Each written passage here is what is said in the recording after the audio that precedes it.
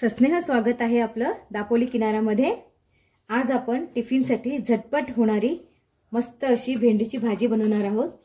हे बघा, भेंडी अर्धा किलो ही भेंडी आहे। ती स्वच्छ धुवून कोरडी करून अशी चिरून घेतलेली आहे। आपण भेंडी बनवायला सुरुवात करूया। गॅस पेटूया, मोहरी घेऊया, तेल घेऊया। मोहरी घातली आपण। आता जिरे घालूया। अर्धा चमचा मोहरी घातली, पाव चमचा जिरे घातले। आता कढीपत्त्याची पानं घालूया। छोटा अर्धा चमचा हिंग घालूया। इथे 7-8 पाकळ्या आपण लसणाच्या घेतल्यात, त्या घालूया आणि मस्त असं परतून घेऊया। मिरच्या घालूया। 2 कोकम घेतले, ते पण घालूया।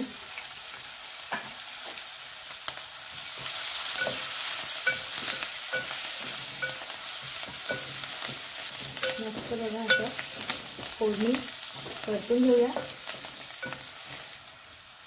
कोथिंबीर घालूया थोडी।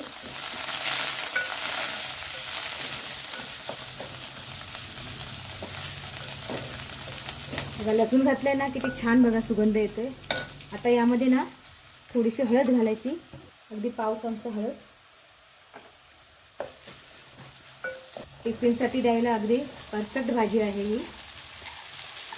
भेंडी घालूया, मस्त परतून घेऊया। त्याआधी त्यामध्ये आपण मीठ घालूया, चवीनुसार मीठ घालूया। मीठ घातले, भेंडी छान परतून घेऊया फोडणीमध्ये। खूप छान होते ही भाजी। लसणाची चव खूप छान लागते या भेंडीच्या भाजीत। बघा छान परतून झाली आहे। यासाठी आपण 5 मिनिटं झाकण ठेवूया। जास्त वेळ झाकण ठेवायचं नाही, नाहीतर भेंडी चिकट होते। भेंडी काय म्हणते आपली बघूया। मिक्स करायची। आपण फक्त 5 मिनिटं झाकण ठेवलं भेंडीवर। बघा आता ही अशीच भेंडी आहे ना, झाकण न ठेवता परतून घ्यायची, म्हणजे त्याचा चिकटपणा भेंडीमध्ये राहत नाही।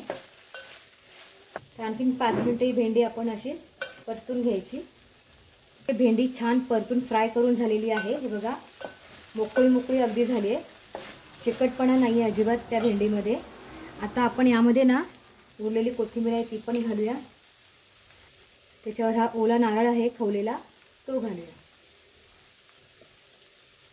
2 चमचे ओला नारळ घातले, छान परतून घेऊया। मस्त झटपट होणारी भाजी भेंडीची तयार आहे, लसणाच्या फ्लेवरची। आणि मस्त वरून ओला नारळ घातले आपण खवलेला, खूपच छान झाली आहे भाजी। आता ही आपण दुसऱ्या भांड्यात काढून घेऊया। भेंडीची भाजी आपली तयार आहे। हे बघा, आपण एका प्लेटमध्ये काढून घेऊया।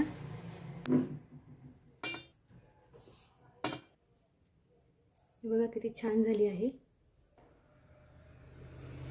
हे बघा मस्त भाजी तयार झाली आहे। त्याच्यावर आता आपण ही अशी कोथिंबीर घालूया।